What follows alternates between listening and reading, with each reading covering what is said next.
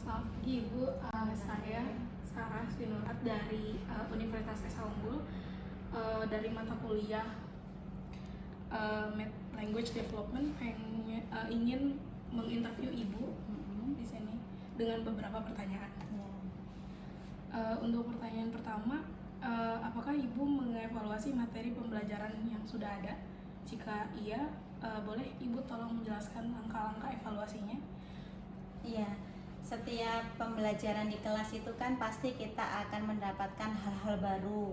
Entah itu kadang yang tidak diduga, yang mana memang siswa itu antara kelas 1 dengan kelas lain berbeda. Entah itu hasilnya ataupun prosesnya. Jadi setiap pembelajaran itu pasti seorang guru itu akan mengevaluasi hasil pembelajaran. Tapi sebelum evaluasi, sebelum kita sebagai guru mengakhiri sebuah pembelajaran, itu biasanya kita ini yang namanya memberikan feedback, ataupun anak-anak itu disuruh membuat sebuah pendapatnya, bagaimana pembelajaran hari ini, suka atau enggak, senang atau enggak, sulit atau mudah, dan seterusnya.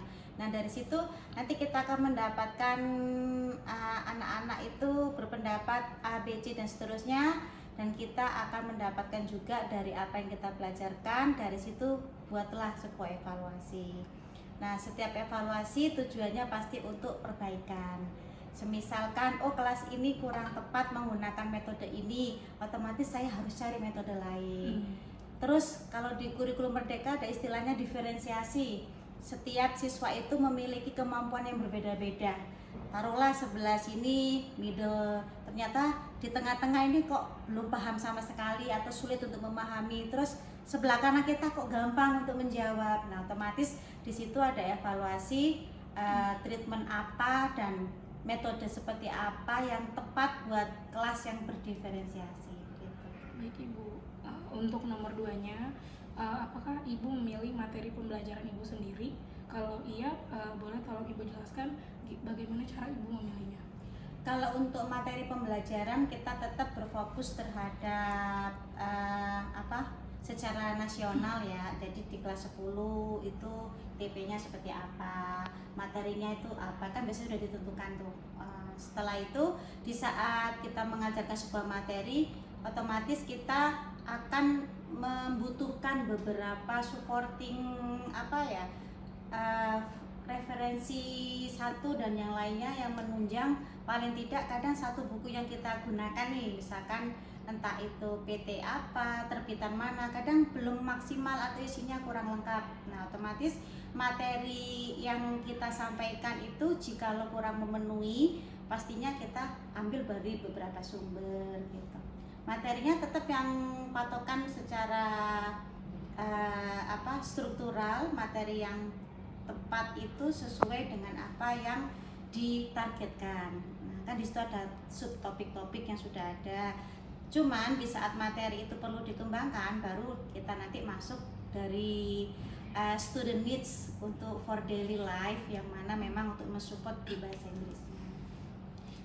Untuk pertanyaan selanjutnya, apakah Ibu mengembangkan materi pembelajaran sendiri? Jika iya, boleh tolong dijelaskan langkah-langkah dalam mengembangkannya? Langkah-langkah dalam mengembangkan materi satu, jikalau memang kita taruhlah satu contoh ya, kita ada materi yang disebut prosedur teks, yang mana teks yang menjelaskan bagaimana tata cara how to do something, how to use something, how to operate something, and how to use something. Nah, mungkin di sebuah materi di buku paket ataupun buku penunjang di sekolah ini kok kelihatannya kurang lengkap, otomatis dari 4 skill bahasa itu semisal kita bisa kembangkan di speakingnya, otomatis kita bisa membuat sebuah lesson plan ataupun metode ataupun pendekatan saintifik yang dibutuhkan dan untuk mensupport anak-anak supaya bisa mengembangkan di bakat skillnya masing-masing. Contoh dari speaking skill, otomatis prosedur teks itu tidak hanya read, oh begini loh generic structure, oh ini loh language feature-nya dan seterusnya, tapi not only material but action. Disitulah anak itu mampu benar-benar mempraktekkan sesuatu yang berhubungan dengan prosedur, not only prosedur text but prosedur action. Ya, jadi nanti ada beberapa tipe tuh, banyak tipe yang mana akan dijelaskan dahulu, diberikan contoh, dan mengajak siswa untuk praktek. Pertanyaan selanjutnya, apa saja hal yang Ibu pertimbangkan saat membuat materi pembelajaran? Saat mempertimbangkan untuk persiapan membuat materi, otomatis kita sebelum membuat materi kita harus tahu pemetaan kelas. Nah, jadi kadang kita dikasih jam mengajar nggak hanya di kelas 1A atau 1B, 10-1 atau 10 dan seterusnya. Pasti ada pemetaan bagaimana yang tepat kita membuat sebuah materi. Contoh, di kelas 10-1 ini anaknya rata-rata masih belum menguasai vocabulary mastery. Nah, otomatis dalam mendesain sebuah PPT atau perangkat ajar itu lebih simpel dibanding kelas 10-2 misalkan. Karena di 10-2 itu rata-rata koneksinya cepat, daya tangkapnya. Otomatis pemberiannya tidak sama, tidak harus sama, kan adil itu nggak harus sama, tapi based on the need. Nah, disitulah cara bagaimana penyampaian materi dengan level atau grade entah itu dari kosakatanya, language feature-nya, atau metode yang dipakai, itu pasti ada persiapan untuk pembuatan perangkatnya. Pertanyaan selanjutnya, bagaimana cara Ibu mengatur atau menyusun materi pembelajaran? Kalau cara mengatur materi pembelajaran, cara mengatur otomatis sebelum pembelajaran dimulai, semisal kita masuk tapel baru bulan Juli, otomatis saya sebagai guru itu sudah menyiapkan itu sebelum Juli sudah selesai dalam pembuatan perangkat 1 tahun, entah itu prota, prosem, silabus, lesson plan dan seterusnya, yang mana nanti itu wajib dikumpulkan terlebih dahulu. Jadi kita berpegang teguh menyiapkan bahan apa yang akan kita sampaikan ke siswa sebelum kita masuk kelas. Jadi cara-caranya itu memang sebelum pembelajaran dimulai, guru sudah siap dari semua perangkat. Baik Ibu, dari yang sudah saya tanyakan, sekiranya dari mana saja sih sumber yang Ibu gunain untuk membuat materi pembelajaran?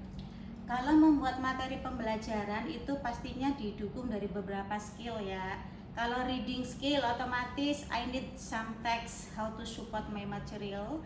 Jadi di situ saya bisa searching dari Google, entah itu baca beberapa buku. Terus lagi otomatis saya lebih suka nambah info untuk penambahan ilmu itu dari grup khusus ada yang namanya MGMP.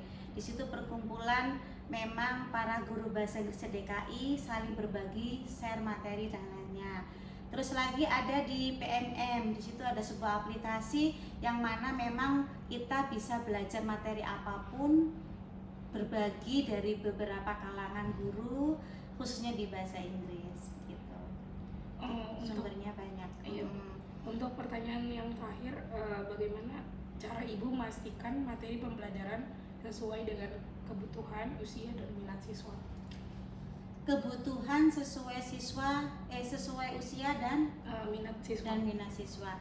Kalau misalkan saya sebagai guru di jenjang SMA, otomatis dari cara pembuatan materi, dari penggunaan fitur language-nya, language feature-nya, ataupun dari how to explain more detail by using or wearing high level itu pasti ada. Cuma step by step, kadang begini, anak yang kelas 10 itu menyampaikan, "Mem, aku di kelas SMP belum banyak mengerti bahasa Inggris." Nah, mungkin waktu di SMP aku itu dulu sedikit sekali mendapatkan penjelasan. Contoh, berarti paling enggak dari minat siswanya ada, cuman ilmu yang didapat kurang, itu bisa jadi. Ada juga yang mungkin dari SMP-nya itu ketemu bahasa Inggris hanya seminggu sekali, otomatis vocabulary mastery-nya kurang.